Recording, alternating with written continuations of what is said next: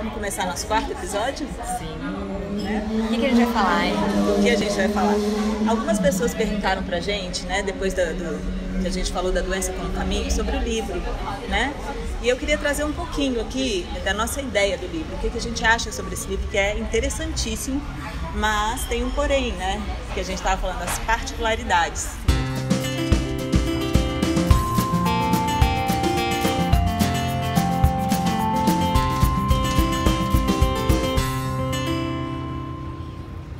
Então, é um livro que traz um contexto um pouco geral, assim, de cada consciência, né?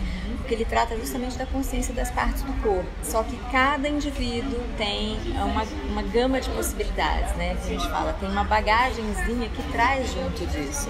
Então, isso aqui é só para dar uma linha, né? Nesse contexto que pode ser muito maior do que isso. Isso. Eu vejo também como uma base, mas existem as particularidades. Então não é que uma consciência tal de tal órgão vai ser a questão daquela pessoa, a personalidade daquela pessoa exatamente naquele momento. Que a gente fala muito das consciências distorcidas. Quando a consciência de um órgão está em outro órgão, por exemplo, né? Então você tem às vezes uma consciência de controle, que é a consciência do fígado, que está invadindo de alguma forma a consciência natural do intestino. E está tudo interligado, né? Então é uma orquestra, nosso organismo é uma orquestra. E a gente traz outras questões também, além da consciência, né? Que também trazem uma história maior dentro disso tudo. Mas é muito legal o livro, eu acho que vale a pena, quem tiver mais curiosidade, ler. Você deu um exemplo pra mim? Eu queria que você contasse pro pessoal, que eu achei muito interessante. Da luzinha do carro. A luzinha do carro. O sistema de alerta. Para ficar um pouquinho mais concreto, né? Isso. Porque a gente fala de uma forma um pouco geral e o autor do livro, ele traz a seguinte questão, ele fala: imagina que você está numa viagem e de repente a luzinha do painel do carro acende. E aí você vai falar, poxa, eu tenho que parar para consertar esse carro. Eu não queria que aquela luzinha estivesse acesa, né? Aquela luzinha representa o nosso sintoma, né? Então você tem que levar a um mecânico, no caso do carro, para ele consertar. E seria muito imprudente o mecânico simplesmente desligar aquela luzinha. Porque resolveria, né? Remediaria o problema. Na hora, né? É aquela coisa imediata, aquela coisa da gente apagar o sintoma imediatamente, né? Mas aí o carro ia ter um problema muito maior, né? Ia haver uma pane, uma somatização. E aquilo não ia estar resolvido. E é assim com a gente, né? Então, se vem um sintoma, é porque o corpo já está querendo falar alguma coisa. Aí, o que é a sugestão aqui é o quê? Vamos olhar para esse sintoma, vamos sentir, vamos deixar ele falar o que ele tem que falar, não esperando que a resposta seja racional, né? Então, é outra percepção que eu tive, tento passar no consultório. A doença como caminho, o caminho que você vai percorrer, ele não é um caminho em que você vai chegar do outro lado e falar, entendi que esse sintoma, essa doença queria me dizer. É assim, não, pronto. Não é um entendi. É você entra, passa por aquilo e sai do outro lado diferente. Simplesmente diferente. Por isso que é um caminho. Então, o livro, a gente até comentou outro dia que, é estranho, né, esse título, A Doença como Caminho, né? É que, na verdade, é o caminho para o autoconhecimento. Então, qualquer doença, qualquer sintoma é um caminho para a gente chegar no autoconhecimento, para a gente observar em busca desse autoconhecimento. Isso. E é assim, diferente a gente falar sente, né? Deixa vir e falar sorrindo, porque eu sei que incomoda. Não é uma coisa gostosa de sentir. Só que o que a gente faz? Olha para aquilo, sente Pode aquilo. seguir. Obrigada, desculpa aí. Onde a gente veio hoje, Deia? Veio num lugar muito especial. Daniel Brian. A gente tá comendo os macarrons, que são super famosos e deliciosos. Muito bom. Mas aqui tem um croissant inigualável. Já falaram que é o melhor do Brasil. Quiçá do mundo, vou te falar. Então, essa varandinha aqui é super charmosa, né? Esse lugar que a gente tá, inclusive, é o lugar que eu acho mais aconchegante. É muito gostoso. A iluminação aqui à noite é bem intimista, assim, fica bem escurinho, com velinhas. Não sei se eles estão colocando velas mais, mas existiam velas. Aqui é bem arborizado, aqui tem árvores lindas. Eu fico encantada com essas árvores que tem aqui em volta. Fica um ar meio europeu, você não acha? Ela conseguiu trazer um pouquinho, eu acho, de Paris pra cá, né? É. E a patisserie, nossa, faz muitos doces deliciosos e lindos. E tem a parte dos pães, né? Que eu, como falei, sou super fã do croissant, mas tem muitos pães gostosos dele, né? né? Estava falando o seguinte, que a doença como caminho, aceitar os sintomas, aceitar a doença. Se a gente briga contra alguma coisa, aquilo fica muito maior. Então a ideia é aceitar, tá? Então vamos dar a mão para o seu terapeuta, para um amigo e falar, gente, aqui não estou sentindo bem, o que eu faço? Sente, observa, percebe aquilo no corpo, não briga contra, relaxa o corpo. Vem o sintoma?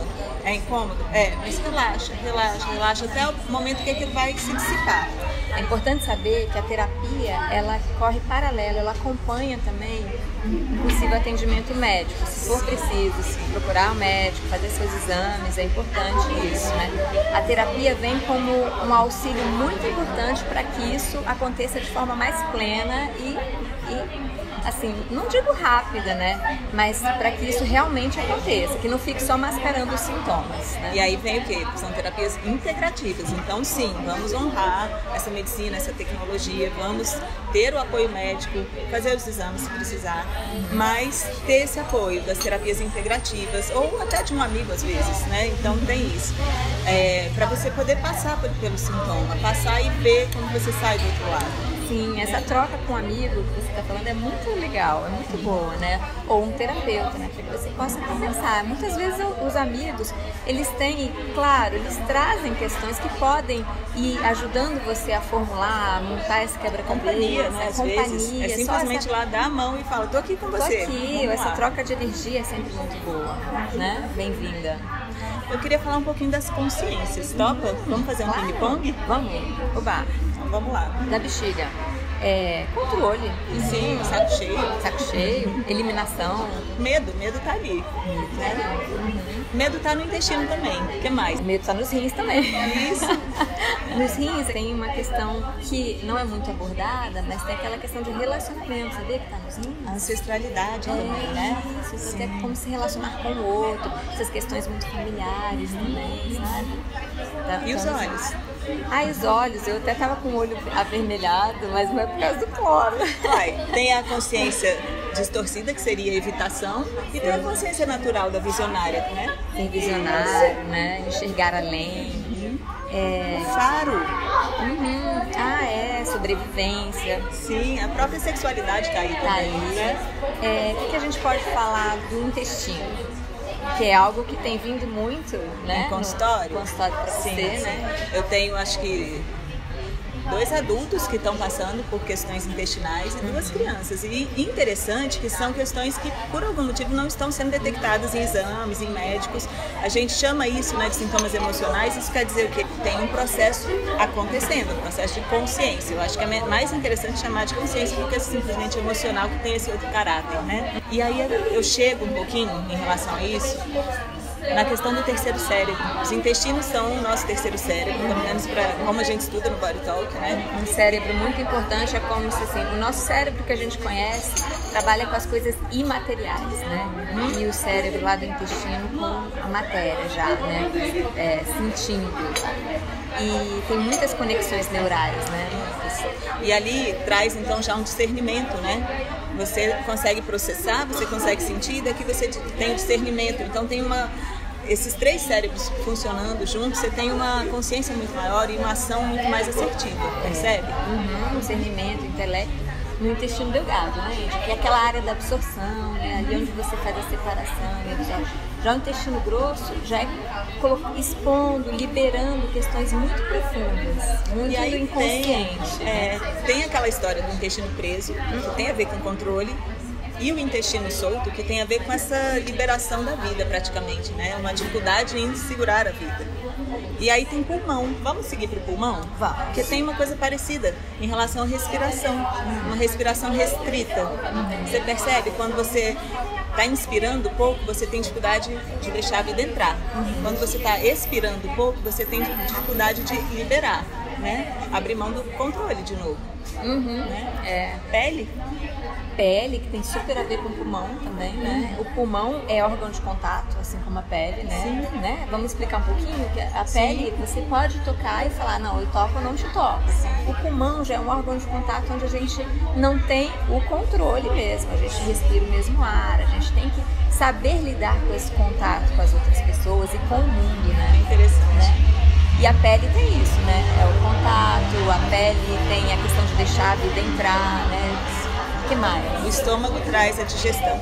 Ah, a digestão de alimentos e a digestão da vida, dos processos, percebe? É uma área que pode lidar também com uma rejeição ali na sua forma não natural, né? Distorcida. E o paladar, eu acho. O paladar traz a aceitação também, né? Que eu acho que é a consciência natural ali.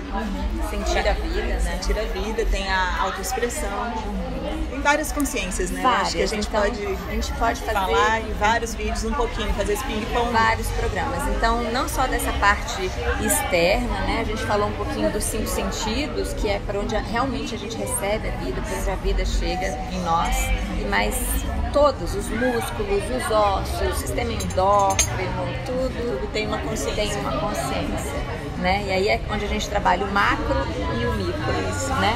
Tá tudo ali dentro, como um todo, né? Um todo dentro de uma pequena área. A gente consegue entender na mesma linha dos florais, por exemplo, da aromatologia, que trabalha com a personalidade, entendeu? É isso que ele quer abordar aqui também, que ele traz no sentido da consciência, da pessoa entrar em sintonia com essa personalidade, que é a sombra, né? Então, os sintomas, esse livro que a gente está falando, ele traz exatamente a questão da sombra. É aquilo que a gente não quer expor e que a gente precisa trabalhar, entende? Porque no fundo, para você ter a essência, você tem que ter a luz e a sombra. E a sombra. E tem que estar em harmonia, tem que aceitar a sombra. A questão que você falou de aceitar a doença, o sintoma, é aceitar essa sombra, né? Não querer negar, não querer apagar.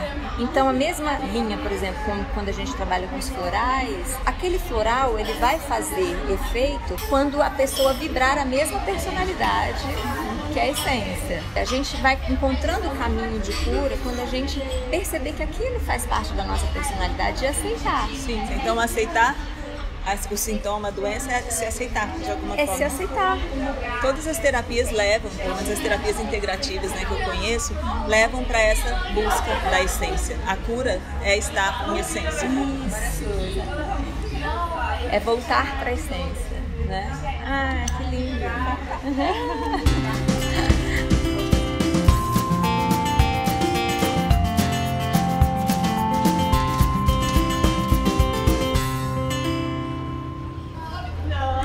Bom, se você está curtindo o que a gente está trazendo aqui para vocês, dá um like aqui no vídeo, aproveita e se inscreve no canal. É bom você acionar o sininho, porque no seu aplicativo vai chegar uma mensagem de que tem conteúdo novo e assim a gente fica sabendo que está indo pelo caminho certo. Deixe seus comentários pra gente também, pra gente poder seguir nos próximos programas. E isso, a gente pode trazer programas de acordo com o comentário de vocês, com as dúvidas de vocês. Até a próxima. Até!